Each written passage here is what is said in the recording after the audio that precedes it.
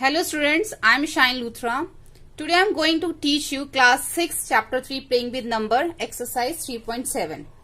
इसका first question है Renu purchases 2 bags of fertilizer of weight 75 kg and 69 kg. Renu ने 2 bag purchase किए हैं फर्टिलाइजर के, जिसका एक का वेट है 75 kg और सेकंड का वेट है 69 kg.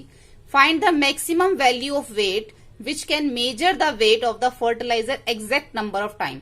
इसके अंदर हमें वेट कौन सा, किसका वेट निकालना है. Find the maximum value of weight. ये कौन से वेट की बात हो रही है इसके अंदर. जब आप कोई चीज परचेज करने मार्केट में जाते हैं या कोई वेजिटेबल वाला सब्जी वाला आपके पास जिससे आप सब्जी खरीदते हैं, आपने नोटिस किया होगा उनके पास एक वेट होता है. वो वेट 1 kg का भी होता है, 500 ग्राम का भी होता है, 2 kg का भी होता है, 5 kg का भी होता है, जिसको हमें हिंदी में बोलते हैं बट्टा. यानी कि भार नापने का जो होता है उसको हम हिंदी में बट्टा बोलते हैं. उस वेट की बात हो रही है यहाँ पर कि find the maximum value of weight which can measure the weight of fertiliser. जो फर्टिलाइजर के बैग हैं इसको मेजर करने के लिए जो वेट है उसका हमने वैल्यू निकालनी है, उस वेट की. ठीक है, उसकी हमने वैल्यू निकालनी है जिससे हम इसके बैग को मेजर करेंगे. फर्टिलाइजर बैग्स को एग्जैक्ट नंबर ऑफ टाइम हम इसको मेजर करेंगे. तो हमें उस वेट की, उस बट्टे की हमें वैल्यू निकालनी है. ठीक है, तो उसके लिए weight of one bag is 75 kg, weight of other bag is 69 kg. इसको आगे सॉल्व करने से पहले मैं आपको कहना चाहूंगी कि अगर आपको एचसीएफ और एलसीएम निकालना आता है तो आप ये एक्सरसाइज 3.7 बहुत इजीली कर सकते हैं.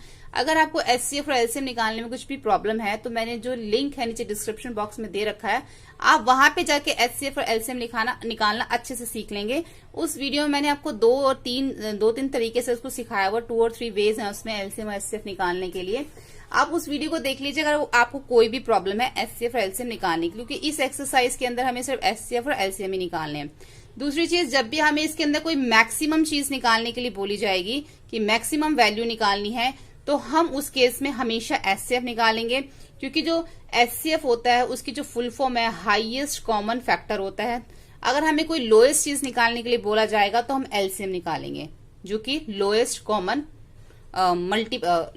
एलसीएम लोएस्ट कॉमन मल्टीपल होता है. ठीक है, या फिर लीस्ट कॉमन मल्टीपल भी आप इसको कह सकते हैं. अब इसके अंदर हमें पहले वेट लिख लेंगे, वन बैग का 75, दूसरे बैग का भी लिख लिया. अब हमें निकालना क्या है, the maximum value of weight which can measure the weight of fertiliser exact number of time. ये लाइन मैंने बिल्कुल यहां से देख के लिखी है पूरी की पूरी, द मैक्सिमम से लेके टाइम्स तक. आप चाहे तो ये लाइन को लिख सकते हैं इसके अंदर. उसके लिए हमें क्या करना पड़ेगा, is the HCF of 75 kg and 69. ठीक है, टाइम्स के बाद यहाँ पे लिखेंगे number of time is the HCF of 75 kg and 69 kg. 69 और 75 kg का दोनों का हम एचसीएफ निकाल लेंगे. यहाँ पे पहले हमने 69 का निकाल लिया, फिर 75 का.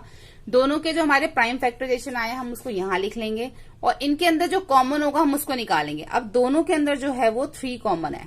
ठीक है, इसमें भी यानी कि दोनों के अंदर 3 है, तो इसका जो एचसीएफ है वो हमारा क्या निकलेगा, 3. क्योंकि जो कॉमन फैक्टर हमारा निकला है 16 और 75 को वो 3 है, तो हमारा एचसीएफ भी 3 होगा.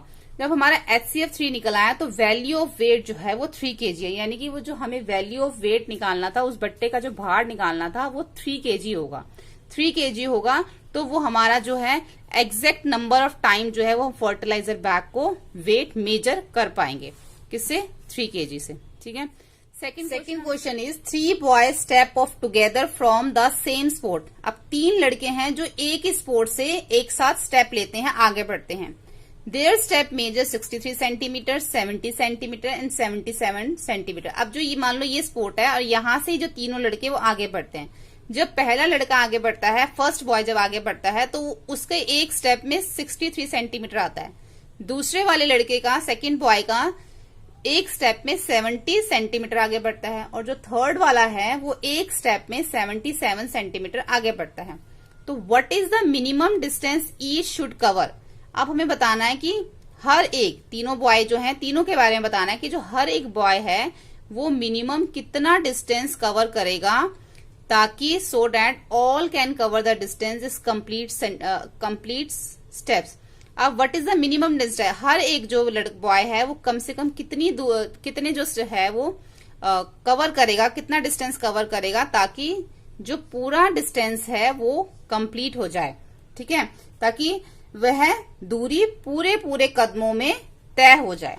इसके लिए हमें क्या करना होगा, हमें इसके लिए एलसीएम ही लेना होगा, क्योंकि उन्होंने हमें क्या बोला है, मिनिमम बोला है। मिनिमम बोला है तो हम एलसीएम लेंगे। तीनों के पहले स्टेप्स लिख लेंगे। The minimum distance each should cover, each का हर एक का निकालना है, तो हम तीनों का एलसीएम ले लेंगे। एलसीएम लेने के बाद जब हम इसको मल्टीप्लाई करेंगे प्राइम फैक्टराइजेशन को, तो हमारा आंसर आएगा 6930 सेंटीमीटर।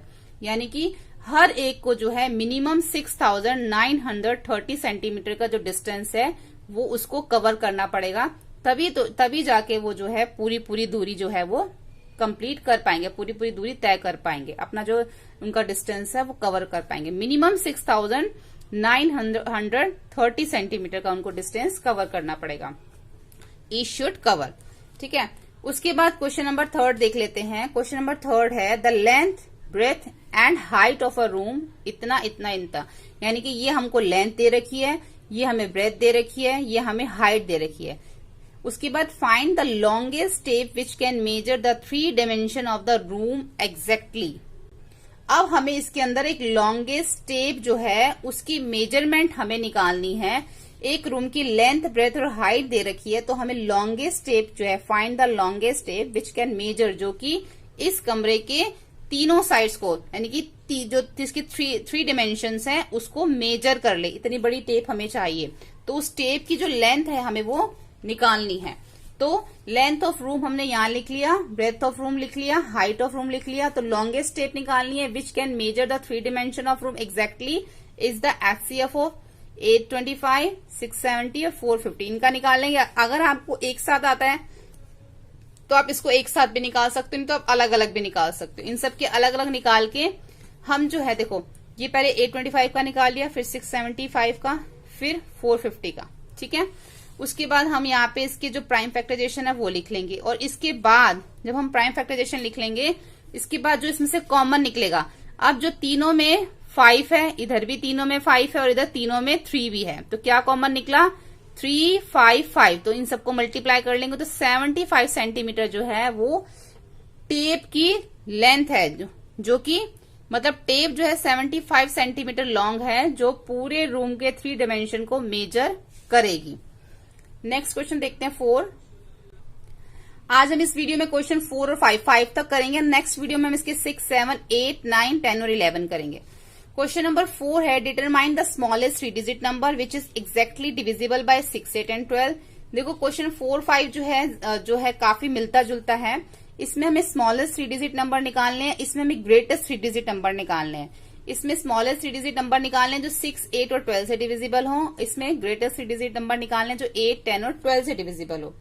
तो पहले हम 4 वाला करते हैं, जिसके अंदर हमें स्मॉलेस्ट 3 डिजिट नंबर निकालने हैं जो 6, 8 और 12 से डिविजिबल है।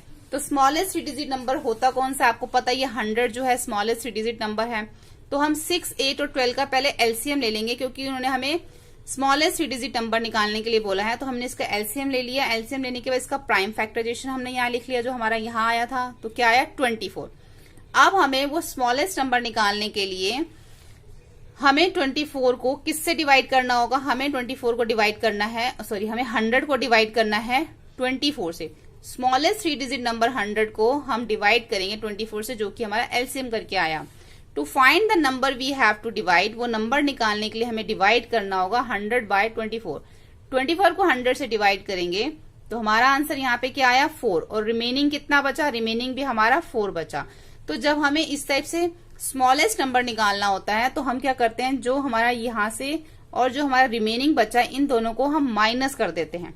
ठीक है, पहले तो हम इसमें 100 प्लस करेंगे ये, उसके बाद 24 में से ये 100 हम इसमें प्लस करेंगे, 24 में से माइनस करेंगे 4 को, तो आएगा हमारा 20, और 100 में 20 को प्लस करेंगे तो 120। तो यानी कि वो स्मॉलेस्ट 3 डिजिट नंबर जो है वो हमारा है 120, जो हमारा 6 से, 8 से और 12 तीनों से डिविजिबल होगा। यानी कि हम 6 से 120 को डिवाइड कर सकते हैं, 8 से भी डिवाइड कर सकते हैं 120 को हम, और 12 से भी हम डिवाइड कर सकते हैं 120 को।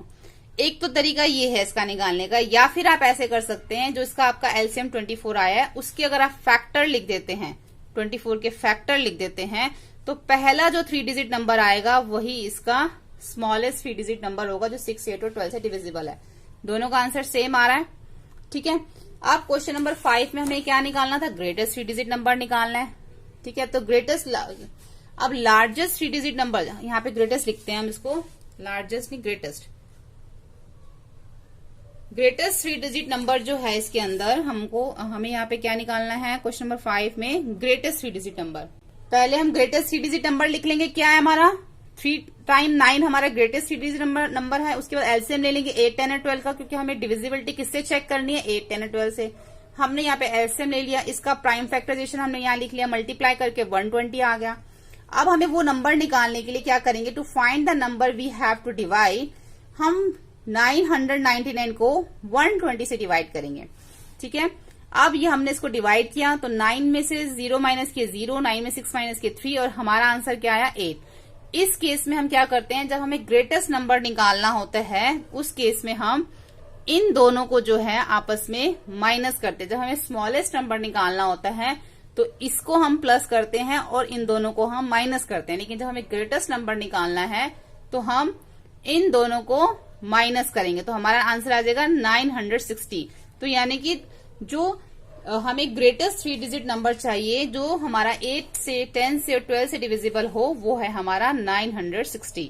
अब 960 हमारा 8 से भी डिविजिबल है, 10 से भी और 12 से भी।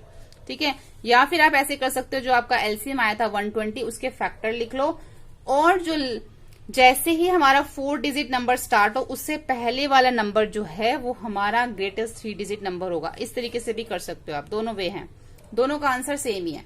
ठीक है, तो आज हम इस वीडियो में क्वेश्चन नंबर 5 तक ही करेंगे। होपफुली आपको हमारा वीडियो हेल्पफुल लगा हो। अगर वीडियो हेल्पफुल लगे तो प्लीज लाइक शेयर सब्सक्राइब करें। Thank you.